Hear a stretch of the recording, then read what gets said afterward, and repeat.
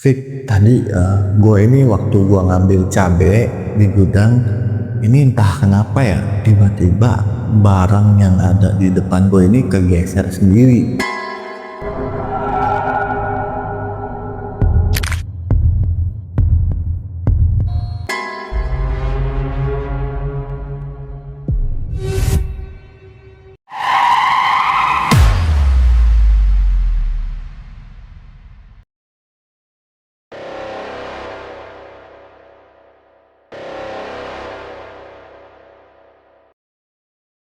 Bismillahirrahmanirrahim. Assalamualaikum warahmatullahi wabarakatuh. Selamat malam sobat pecinta cerita misteri.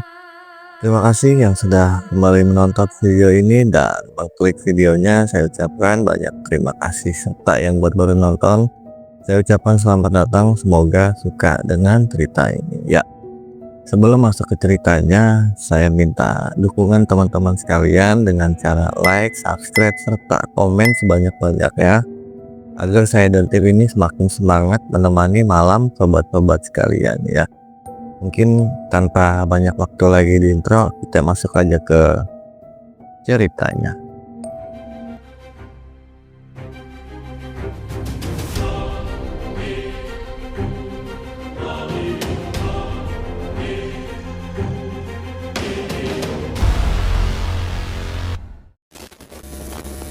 Ya, sesuai dengan judul, jadi Kang Ilham ini benar-benar mengalami satu kejadian yang tidak bisa dilupain sampai sekarang, itu di tahun 2014.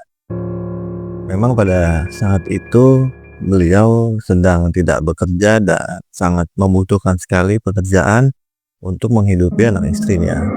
Keluarlah beliau dari rumah menuju pencucian motor, dan memang dari awal berangkat Kang Ilham ini berniat untuk mencari rezeki lah. Niatnya setelah mencuci motor, beliau akan mendatangi tempat ke tempat untuk mencari pekerjaan.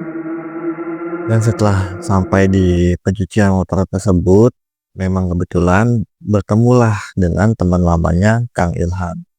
Biasa saya sebut saja nama temannya ini adalah Mas Vicky. Bertanya kepada Mas Vicky ini, "Hoi cuy, apa kabar?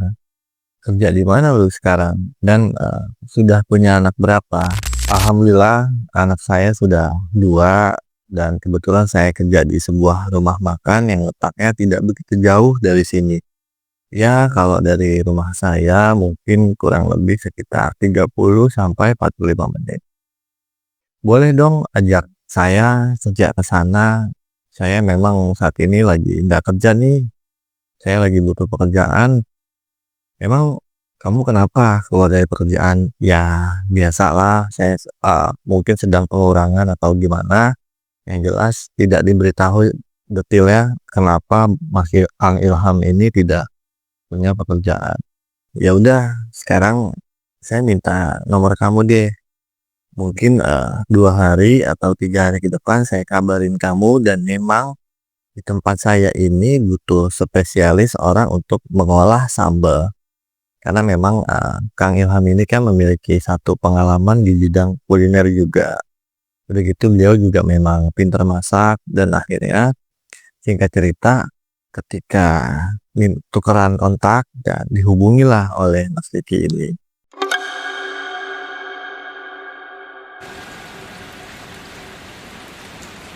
Itu menurut kejadian beliau, memang di tempat pekerjaannya ini memiliki aura-aura yang sangat negatif ya, sangat besar ini, nggak tahu kenapa.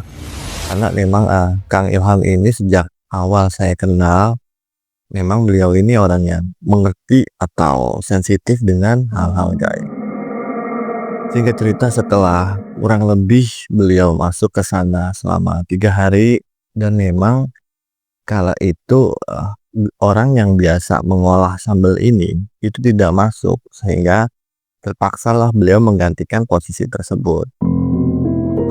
Juragannya ini tiba-tiba main nih ke pekerjaannya. Ditanya, kenapa sih yang biasa ngolah sambal ini nggak masuk? Fik, karena memang kebetulan Vicky ini adalah orang kepercayaannya bos di tempat makan itu. Saya tidak tahu, Bu, kenapa Andi ini tidak masuk saya sebut aja Andi ya, nama yang nggak masuk ini. Saya tidak tahu kenapa dia tidak masuk, memang sebelumnya tidak ngabarin Ibu. Tidak, saya tidak dikabarin, tiba-tiba hari ini saya tahu, saya kunjungan, tidak ada orang yang tidak masuk. Oh ya udah, mungkin nanti setelah pulang dari sini, saya akan coba hubungi Andi dan main ke rumahnya. Tapi, Ibu jangan khawatir, kebetulan, rekan saya yang baru saya masukin kemarin, beliau ini orang yang pintar ngolah masakan, Bu, dan beliau ini memang bisa mengolah sambel, kebetulan sambelnya juga ini enak. Ya sudah, kalau memang, sesuai dengan lidah saya dan menurut saya enak, ya segera lakukan. Dan pagi itu pun kurang lebih jam 10, Kang Ilham ini dipanggil oleh Mas Vicky, "Ilham, bisa bantuin saya sebentar? Coba, kamu bikin sambal yang dulu pernah kamu kerjakan waktu satu pekerjaan dengan saya." Dibuatlah sambal itu dan akhirnya memang buatan beliau ini enak sehingga cocok dengan bos juragan rumah makan itu. Ya sudah, ini oke, enak rasanya. Mulai sekarang atau di seminggu ke depan, boleh kamu gantikan posisi Andi tersebut apabila tidak masuk. Setelah digantikan pun memang di minggu-minggu awal ini, Kang Ilham ini, rada curiga. Curiganya begini, saat Kang Ilham ini berjalan-jalan di tempat rumah makan tersebut, kebetulan memang beliau melihat beberapa, apa namanya tuh, kendi, yang memang dalam kendi ini ada kembang 7 rupa. Dan di beberapa sudut pojok rumah makan ini pun kayak ada model, apa ya namanya, patung-patung kecil dan nggak tahu tuh gunanya untuk apa. Ya dan suatu ketika nemulah momen ketika beliau ini pengen ngambil suatu barang di sebuah gudang. Saat perjalanan Kang Ilham menuju gudang ini, tiba-tiba ini beliau melihat sekelebatan seperti wanita yang mukanya ini hancur serta bajunya ini yang jelek sekali atau kotor lah. Sontak di situ pun beliau sempat kaget, astagfirullahaladzim, ada apaan gitu? Apakah yang saya lihat hantu atau tidak? Cuman karena memang beliau mencoba untuk mempositifkan pikirannya sehingga bisa fokus bekerja, jalan kembalilah ke gudang tersebut. Setelah sampai gudang itu pun, lagi-lagi Kang Ilham ini mendapat satu gangguan ya, yang dimana secara tidak langsung ini salah satu tempat bahan makanan disimpan itu bergeser secara sendirinya. Tidak ada angin, tidak ada hujan, tiba-tiba barang tersebut pun bergeser. Dan beliau pun mungkin, mencoba untuk pikir positif bahwa, mungkin itu tikus atau enggak, mungkin itu hanya halu saya saja. Ternyata setelah makin lama disamperin, barangnya ini, bahannya ini atau tempatnya ini kembali bergeser. Setelah melihat atau mendapat kejadian itu, seketika langsung beliau bercerita kepada Mas Vicky ini bahwa apa yang dilihatnya ini memang benar-benar ganjil dan tidak masuk di akal. Ditanya akhirnya, "Lo kenapa? Kok muka lo kayaknya nggak enak banget nih kerja?" "Enggak, Vick, tadi gue ini waktu gue ngambil cabe di gudang, ini entah kenapa ya, tiba-tiba barang yang ada di depan gue ini kegeser sendiri. Dan gue pikir itu mungkin gesekan atau didorong sama tikus. Cuman gue mikirnya begini, nggak mungkin lah kalau tikus itu bisa kuat dorong tempat penyimpanan yang beratnya berkisar 10 sampai 15 kilo. Dan itu nggak sekali, Fit. Itu sampai 2 atau 3 kali jadi kegeser. Mungkin itu cuma pikiran lu doang kali, lu capek kali." Mas Vicky mencoba menutup-nutupi sebelumnya. "Enggak, ini beneran, gue ngelihatnya jelas banget. Itu memang bener-bener kegeser tuh bahan, nggak mungkin gue halu dan semalam juga gue nggak begadang kok." Udah itu lupain aja, lanjutlah fokus kerja aja." Setelah mendapat jawaban itu, Kang Ilham pun lanjutkan membuat sambal yang telah disuruh oleh atasannya ini. Dan di tempat makan itu memang entah kenapa ya, di jam-jam sepi ini selalu saja ramai. Biasanya, atau memang saya yang salah, atau memang ya ini udah wajar, biasanya kalau rumah makan itu ramai di saat jam makan siang dan jam makan malam, serta di hari-hari libur lah. Tapi entah kenapa rumah makan ini setiap habis maghrib dan sampai jam 10 malam itu nggak berhenti-berhenti orang berdatangan untuk makan di situ. Dan memang kebetulan menu favorit di situ adalah satu ayam penyet ya, dimana proses pembuatannya ini tidak pemakaiannya aneh, dan dari alat-alat pembuatannya pun tidak ada yang aneh-aneh. Pokoknya di sana serba standar seperti restoran pada umumnya. Setelah itu pun tibalah di hari, kalau nggak salah itu di hari Kamis, Kang Ilham pun lanjut bekerja seperti biasanya. Dan lagi-lagi di sini Kang Ilham mendapat satu gangguan. Itu di saat Kang Ilham ini menuju kamar mandi untuk mencuci sebuah alat kerjanya. Ini lagi-lagi Kang Ilham melihat seperti sebelumnya apa yang pernah dilihat di gudang tersebut. Itu salah satu wanita yang memang mukanya ini hancur serta bajunya kotor sama persis seperti sebelumnya. Astagfirullahaladzim, apaan tuh? Udah 2 kali ngeliat kayak gini, apa mungkin gue yang capek? Gue gak mau aneh-aneh lah. Dan di situ pun Kang Ilham sempat tidak percaya, atau enggak, ini dia sempat aneh nih. Kenapa bisa 2 kali ditongolin gini, sedangkan ditanya sama karyawan-karyawan lain tuh tidak pernah. Cuman beliau aja yang pernah dilihatkan 2 kali seperti itu. Setelah mencuci ini, melihat sosok tersebut pun beliau tanya kepada si temannya ini, "Fik, gue ngeliat lagi Fik. Ini bener-bener kali ini jelas banget, yaitu di sudut kamar mandi atau tempat cucian alat-alat kerja gue ini."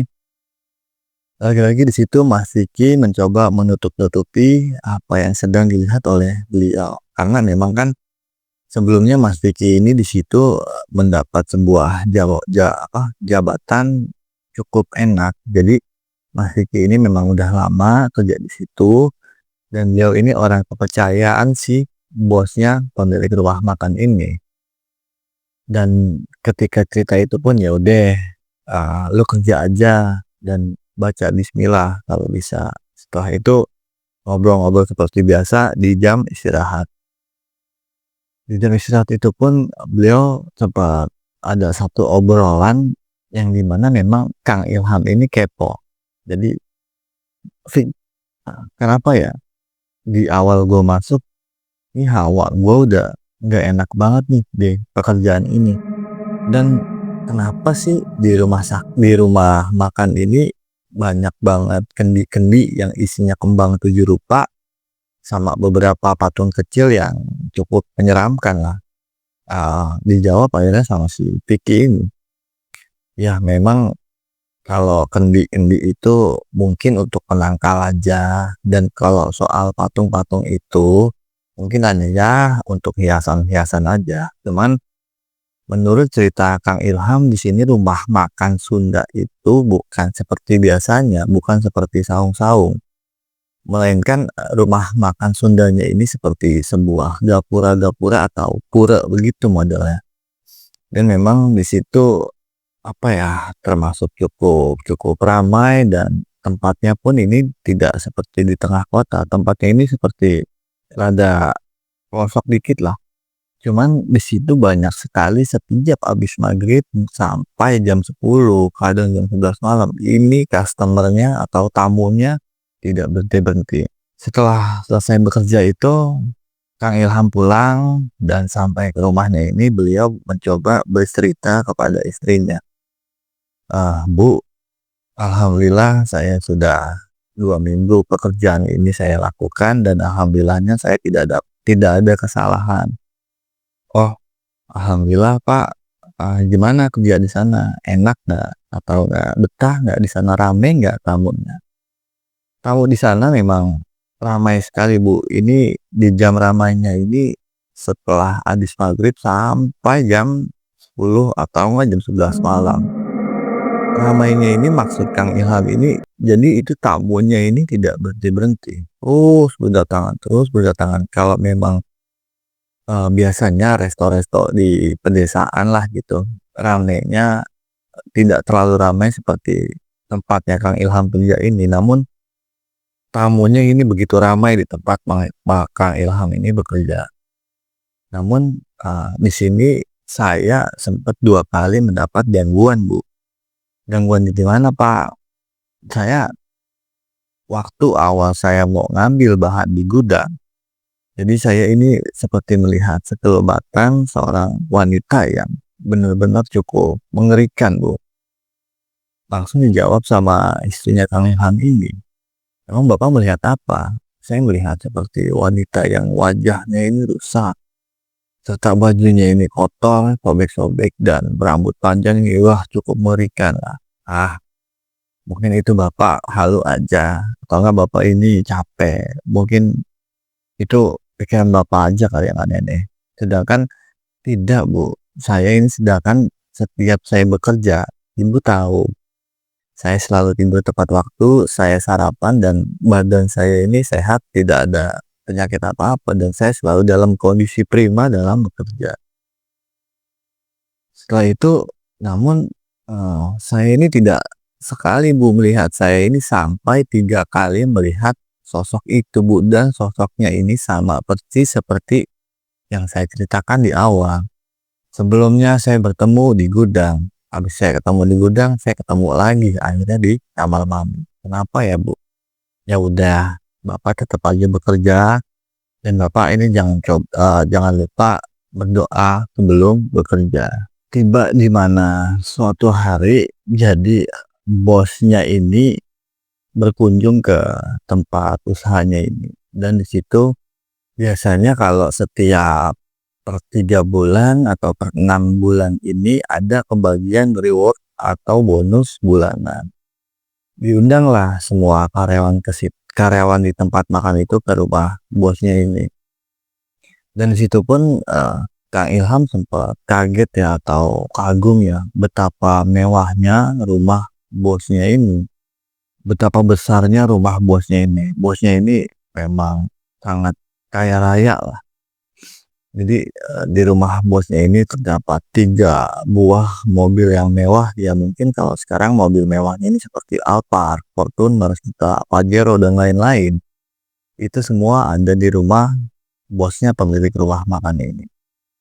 Setelah semua karyawan masuk ke dalam, diundang untuk pembagian bonus, dan akhirnya Kang Ilham ini mendapat satu benar-benar fenomena yang lagi-lagi melihat sama seperti di pekerjaannya ini. Namun kali ini, beliau melihatnya di satu buah sudut ruangan, dan kenapa ya, dari sejak awal Kang Ilham ini datang ke rumah bos itu, Kang Ilham selalu saja matanya mencoba untuk menoleh ke sudut itu, nggak tahu kenapa.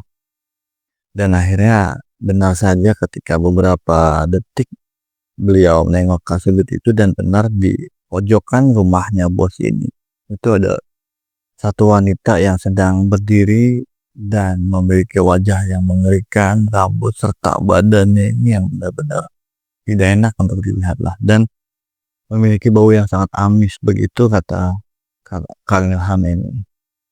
Dan situ pun akhirnya Kang Ilham sempat mencoba untuk menetralisir pikirannya, namun lagi-lagi dihantui oleh sosok tersebut pikirannya ini. Setelah pembagian bonus ini selesai, dan Kang Ilham pun mencoba mengajak temannya ini Mas Vicky keluar sebentar untuk ngobrol lah sebentar. Ditanya akhirnya, "Fit, gua kayaknya udah nggak nyaman deh kerja di sini.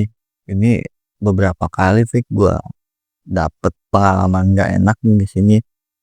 Dan sempat beberapa kali nih, gua ngeliat bos atau nggak juragan ini kayak nyiprat-nyipratin air atau nyiram-nyiramin air gitu ke tempat usahanya ini, dan setelah bosnya tersebut nyiram air itu, gua beberapa kali nyium aroma-aroma kembang tujuh rupa, Pi.